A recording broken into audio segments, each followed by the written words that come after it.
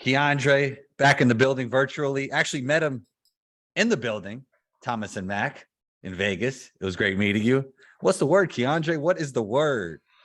Man, appreciate you for having me on the show once again. What is this? Probably this is my third time, I think. Got to be third or fourth, man. And I mean, I'm coming up on 400 episodes, so you're definitely a part of what I built here, and I always appreciate you coming on. I appreciate it, man, for sure. Yeah, you're truly knowledgeable. Your videos are great.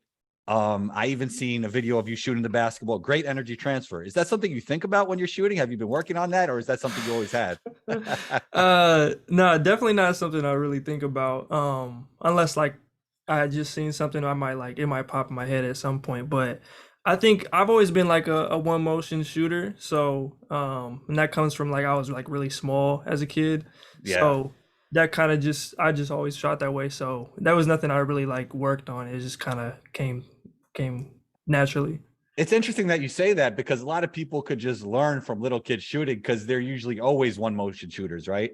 Yeah, for sure. I mean, there's like a lot of little kids are just chucking that thing up there. Um, which I always think that's interesting because like there's some kids who like are really good, but they got like the craziest form, like Right. just over the side of their head, shoulder, whatever it is. And then they might have some issues kind of down the line as everybody kind of equals and gets stronger and everything. So, but yeah, just like from that one perspective, it's definitely something that I think a lot of people could learn from. Do you ever see players who are two motion shooters and you just feel like they should keep it like that? Like they're better off shooting it that way?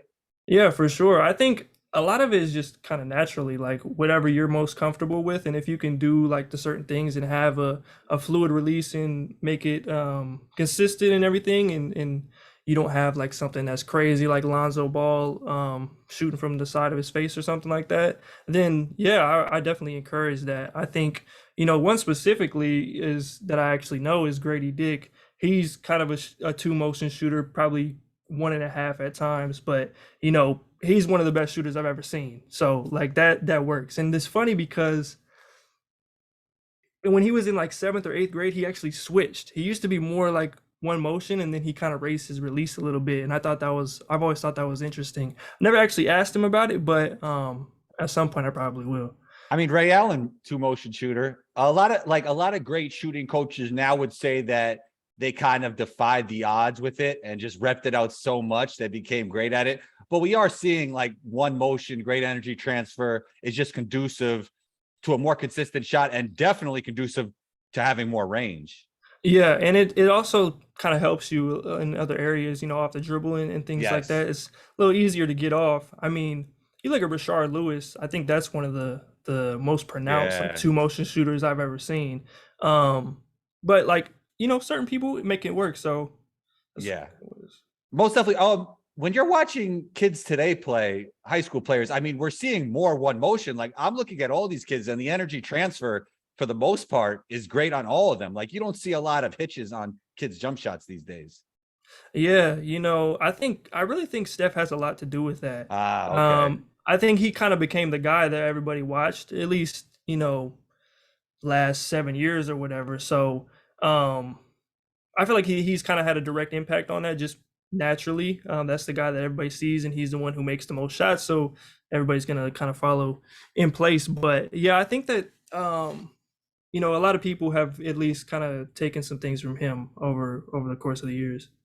What were your initial thoughts when you heard Chet getting injured? Obviously, it's super unfortunate.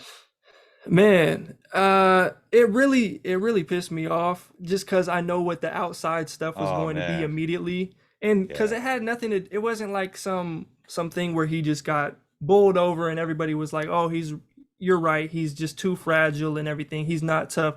Because I don't know, for whatever reason, a lot of people have a lot of opinions on players that they've never really watched. Like you might have watched him play in the tournament or whatever, but you didn't watch him the rest of the year against Zaga, and you didn't see the toughness, going back to high school and everything. So it was really unfortunate to hear that. I hopefully he'll be able to, make a full recovery and everything. But yeah, definitely was annoyed by kind of the conversation and the noise that would inevitably come from that because just immediately as it was announced, you had people like victory lapping. So Yeah, Yeah, hopefully I he gets mean, better. victory lapping around somebody's injury is insane, in my opinion. I know. That's the thing, because you've hooped at a high level, and it's like this is like something sacred. I People actually had a getting bad injured. injury around his age, and especially at that age. It's not like he's 30 and like had a lot of his career behind him. Like you're gearing up to play in the NBA, your dream. You're finally realizing it, and then you can't play right away. I mean, that is tough, especially as somebody like Chet, who loves the game of basketball. Yeah, and also on top of that is he's never had like this crazy, injury history before. He's been clean the whole way through. So it's like this is the first like major injury he's really had, and it's going into the NBA in his biggest, the biggest stage possible. So, really unfortunate, but you kind of just hope for the best, and hopefully he'll be able to make it through. Were you surprised that they said he was out for the season right away? Um, Yes and no. It's the Thunder, so I kind of assumed like if there was anything that they were gonna do is just take all precautions, we'll be fine. We're not gonna really make a push for the playoffs this year.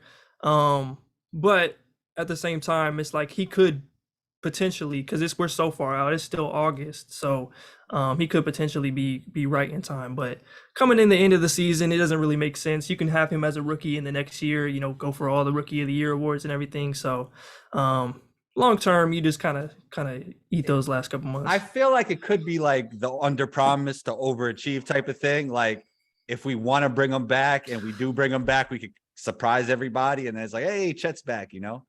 Yeah, that's another thing. I feel like that could potentially Like happen putting no too. pressure on Chet, pretty much. Right, right, right. And the thing is, like, if if he were to come back, I just think that he was going to be a big reason why they were going to take just a little bit of a step forward and maybe it'll be a little bit better than people might have thought. They were like a top 10 defense last year when everybody was healthy and together until like the end of the season, and then you add Chet to that. I think that they would have been potentially way better than people would have expected.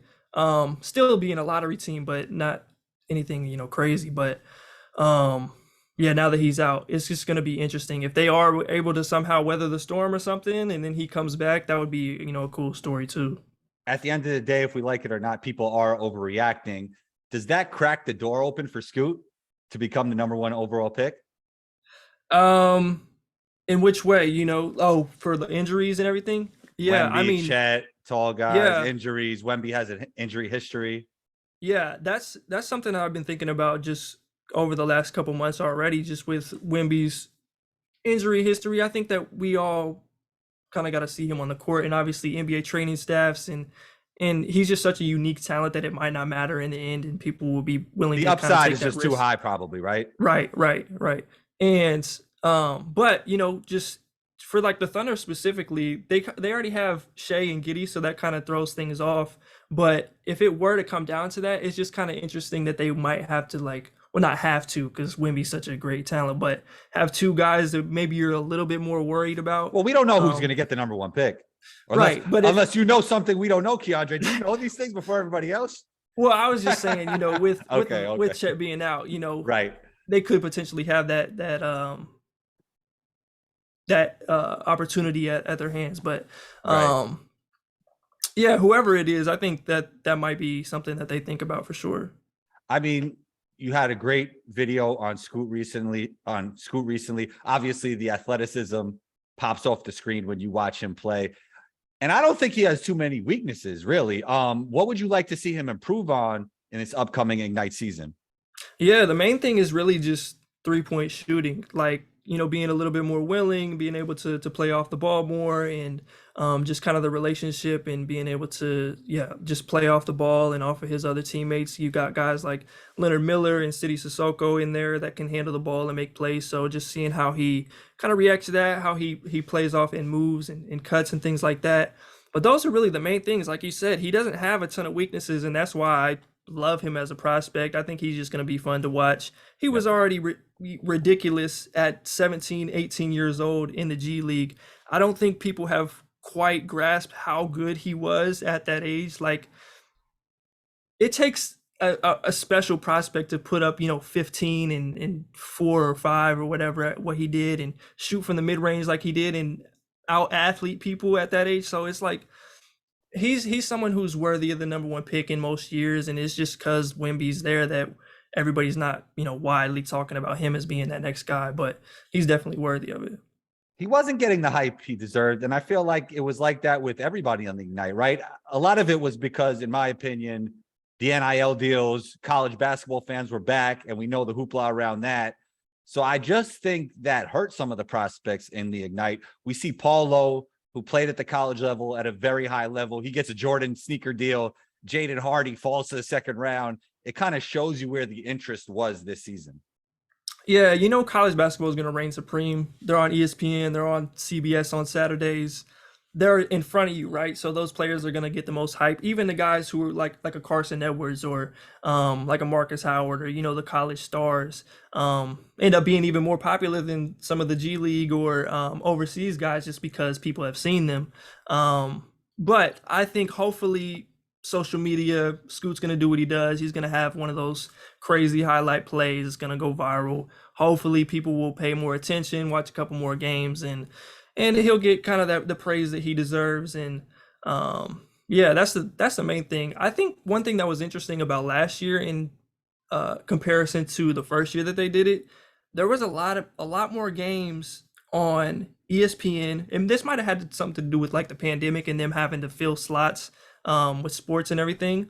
But there was a lot of Jalen Green and Jonathan Kuminga's games in that G League bubble on ESPN, and I remember that being kind of a thing that everybody was at least more in tune to. And I think that really would have helped kind of the draft stocks of Jaden Hardy specifically, just seeing that the beginning of the season, people might have tuned in, saw that he was struggling a little bit. Second half, didn't watch, so they wouldn't have known. So I think hopefully we get to see them a little bit more in front of people. But, being on ESPN Plus, that doesn't get everybody, but hopefully, like I said, social media kind of attracts more people. Well, now with Scoot being the number one American prospect, I'm sure that they're going to have some high level ESPN games, right? And some national TV games. I hope so. Yeah. At least a few. Actually last year I think they were on ESPN for the what was that called? G League Showcase or something like that. Right. And I think there was 2 or 3 games in there. So that might have been the only time, but if we can get, 3 to 5, I think that should be enough for him to kind of get a little bit more of the outside crowd, because guys like us and on Twitter already know everything there is to know. So just kind of getting those other basketball fans to tune in. Yeah, the Thompson twins, I actually had a chance to watch them play in person. Shouts to all my friends at Overtime. They obviously look alike, they play alike, but Keandre, I want to ask you, how are they different? Yeah, so I'll try to keep this as short as possible. Just dropped videos on both of them the last couple weeks, so if you want an in-depth look, definitely go watch those. Tune in. But Amin, to me, he's a little bit more explosive. Somebody who can get downhill with the best of them and attracts a lot of attention from the defense. He's a really talented playmaker. Some of the passes that he throws are ridiculous. Just the way that he sees the game is just a little bit different than everybody else out there. He's also a really solid defender.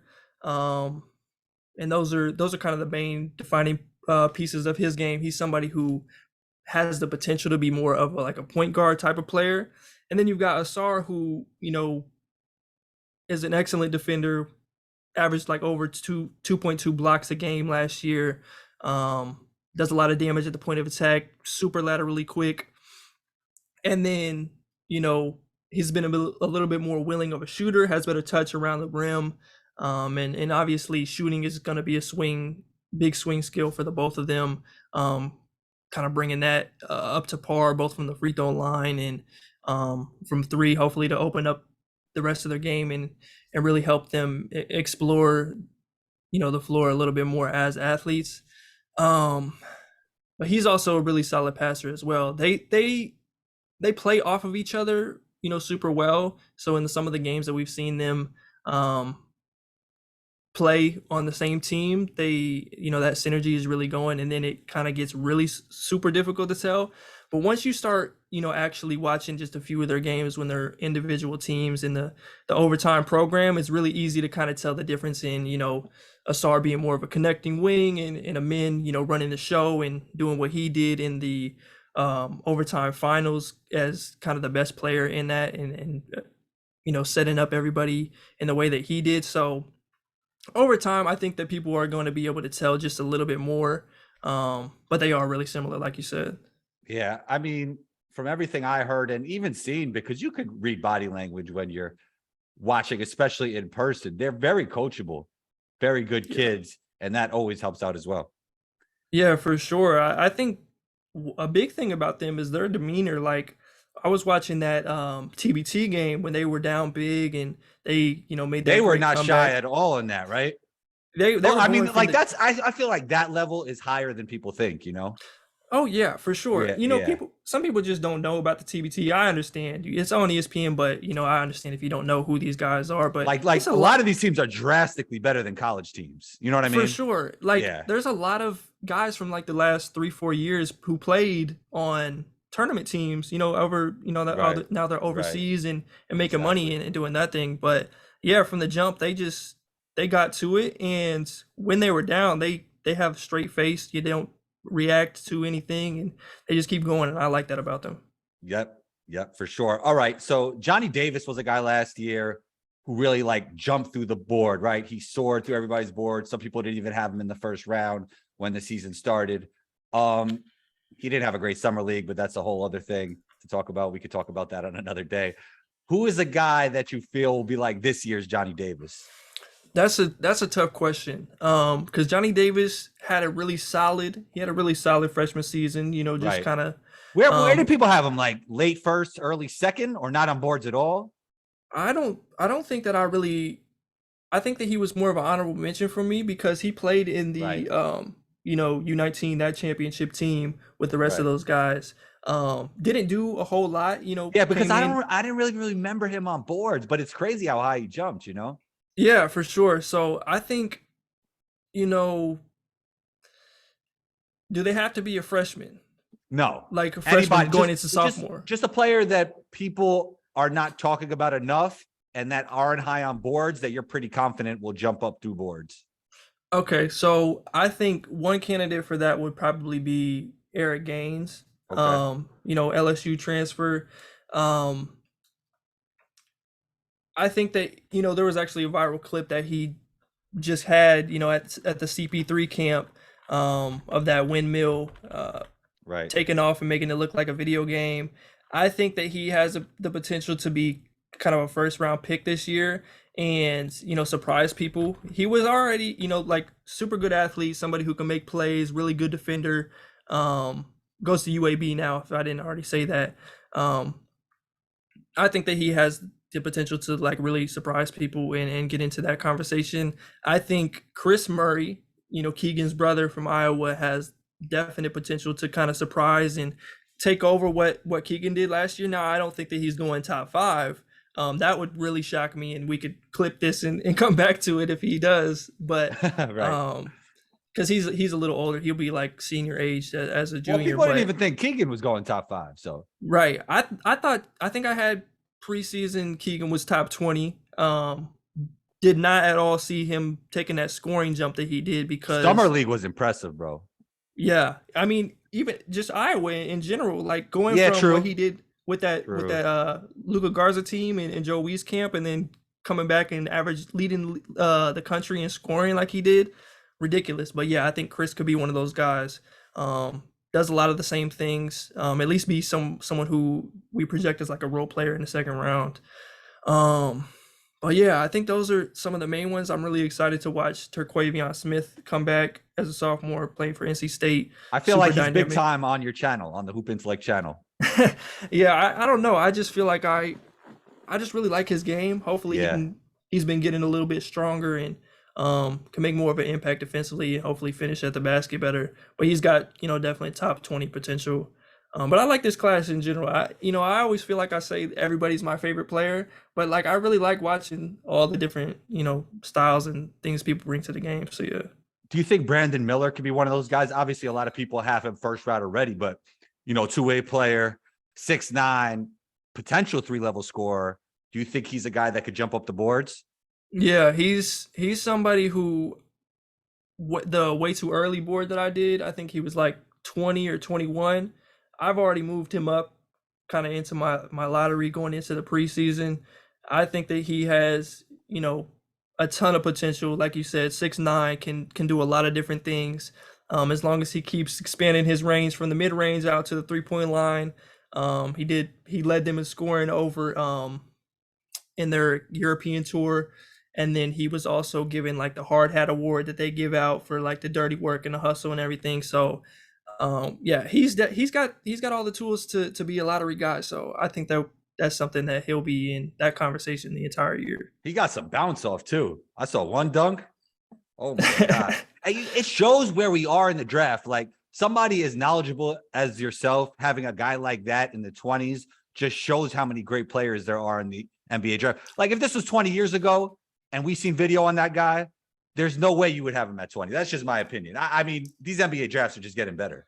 Yeah, that's definitely part of it. But also, doing the way too early boards, everything outside of the, you know, well, honestly, in this class, top two, and then we go like 3 through 15-ish, and then down below a little bit more is kind of even up for grabs at this point. So that's part of it, but also, yeah, it's just a lot of talent to kind of choose from and decipher coming from all these different directions and levels. We haven't seen them all play against each other. Or this dude was on the Under Armour circuit. This dude is on, Nike playing EYBL. So there's a lot of different things to juggle this early, but yeah. You know whose game I like? Anthony Black. He makes it look easy. I like Yeah. players that make it look easy. Yeah, he's a fun one for sure. Arkansas is going to be great to watch this year. He just needs to probably improve on the shooting a little bit, but he has everything else. Yeah, anybody who's a fan of the big point guards, he's one of those me. guys. That's so. definitely me. Yeah. Yeah. And he just makes it look easy, and he kind of has that point guard mentality, but he has the ability to score as well, which you need in today's NBA. Yeah, definitely. He's a lot better athlete than you might think as well. Like Because he's kind of playing at his own pace. yeah, for sure. He's got a football background. Oh, He okay. had D1 offers. He actually had an offer to go play at Arkansas wide receiver. Oh, really? Yeah. I think he just sent out a tweet earlier. He was like, is that offer still good to suit up on Saturday? But yeah, I mean, like all the hype is around college football right now. I don't blame him. yeah, I mean, it makes sense like when you think about it, like certain things that he does on the court. But yeah, he got that toughness. I'm really excited to watch him. All right, so there's another Nikola who played with Jovic. Dursic. I probably got the name wrong. I definitely got the name wrong. What is it? Dursic? Jurassic, I believe. Jurassic. All right. What have you? I mean, so you got to watch Jovic play a lot, and I'm sure you came across him watching Jovic play, right? Yeah, definitely did last year. 6'8" can do, dribble, pass, shoot, perform really well in the Adidas Next Generations tournament a few months ago. And yeah, he's somebody who I'm really just interested to see kind of going forward because different levels and everything and being able to see them in different environments and as playing a different role this season, obviously with Jovic not there and even what's my guy's name? Center. Forgetting his name. I do this all the time now. I feel like COVID has made my brain fried or I'm just watching everything. Doing a lot of videos, Yeah, there's a lot of information, but Carlo Matkovic, there we go. There you go. Brain working. But yeah, him being off the team as well, he's gonna have a little bit different role this season. But he's somebody who I could see end up being, a lottery guy and being that next European kind of point forward and sneaking his way into that conversation. Is he a similar position as Jovic, and how is he different from Jovic? Yeah, I think he's a little bit more natural, sort of a ball handler in the sense of like, Jovic could obviously dribble, pass, shoot as well, but just kind of running the game and controlling pace a little bit better. In my opinion, he's obviously a little bit stronger, built a little different than Jovic, so that's part of it as well. But yeah, that's just at least some of it, some of the differences between them. Have you got to see Bryce play at all? Like in full games? What do you think about Bryce's game? Oh, Bryce James. Yeah. I've only seen like a few clips and everything and some of the stuff that they were playing in like a few weeks ago. Right. But yeah, he's got a lot of potential and the growth spurt definitely caught me off guard. I feel like he was like 5'5", you know, 6 months ago, and now he's what, like 6'5", something like that. Yeah. Um, I think he just got his first D1 offer from Duquesne, coached by LeBron's old high school coach, Keith Dambright. So it's gonna be fun to watch him and his progression over the next couple years. Hopefully, people relax a little bit and don't, put a whole bunch of things on him like they have Bronny. I feel like that's a little bit of a big ask, just being LeBron's son. You know how they're gonna run with that. You already got Skip Bayless tweeting at Bronny. But yeah, somebody who can be like that like quintessential shooting guard. We'll see how tall he actually gets, but I like him. I feel like maybe even the first time you were on the show, we talked about Bronny and just championing him, and it's great to see his improvement. Yeah, we did talk about Bronny. And he's continued to get better. He looks the part now, and his improvements offensively and just kind of, taking those steps forward and the confidence and putting up more scoring numbers and taking on that lead role. So should be fun to watch both of them this season in high school, and then whatever Bronny decides to do next, going to college. He's got all those schools on his list now and everything, so that should be fun to see. So do we have another video coming soon? And what's on the agenda for you, man? What's going on? Yeah, so you just dropped the Thompson twin video today as we're recording this, not as this podcast drops. So yeah, so I did that video. I think that we might do like a mock draft or something soon, and then after that I have some most improved stuff that I did last year, that I really like doing, like just kind of picking those guys who might break out next season. Last year I think we talked about Darius Garland, DeJounte Murray, Jordan Poole was in there as well, and they all had fantastic seasons. Right. Also talked about OG Anunoby and Michael Porter Jr. Went different ways for different reasons, but right. Yeah, that's a fun one, and I think we might start it with Precious Achua. So okay, it's a little exclusive there. Have you been watching the Rico Hines runs? Man, tell me this: the Raptors are going to have a crazy competitive advantage. Like they're playing with their whole team together. It seems like every day. Yeah, I feel like they've been doing this for a few years, like always coming up to the Rico runs. Well, with the whole Rico's a squad. coach for them, right? I think he is. Is he? Or player Is he with the development. Raptors? I'm pretty sure. I would have to fact check that, but I'm pretty Well, sure. I know he's Pascal's guy. Like that, they've had a Okay. relationship over the last several years, and he trained him and worked out with him. But yeah, they've got a great competitive advantage. Those Rico runs are the best. Yeah, they're great to watch. I mean, like, think about it. A lot of times the beginning of the season starts and players don't want to step on each other's toes. They haven't played with each other in a while. Obviously, you have training camp, but it's not the same as hooping almost I mean, I don't know if the run is every single day. It seems like it with the YouTube videos, but they're hooping all the time together, like constantly. I think it's a great advantage for them. Yeah, I love watching those videos. Like Yeah, definitely. I don't know, it's just something about seeing the NBA level talent, like the stars. The Steph one just dropped today. Just seeing them in that kind of environment is just like really cool. And there's definitely certain players that are just better. I mean, like they're good NBA players as well, but they're just better in that type of environment. Yeah, like I don't know if I would say better about Paul George, but like just watching him in there, like it's like crazy that he can do what he can do at that size. I was thinking like after this Steph one dropped today, I was like, I gotta figure out how to sneak in there next year, but make a trip during the Rico runs and find my way into the gym.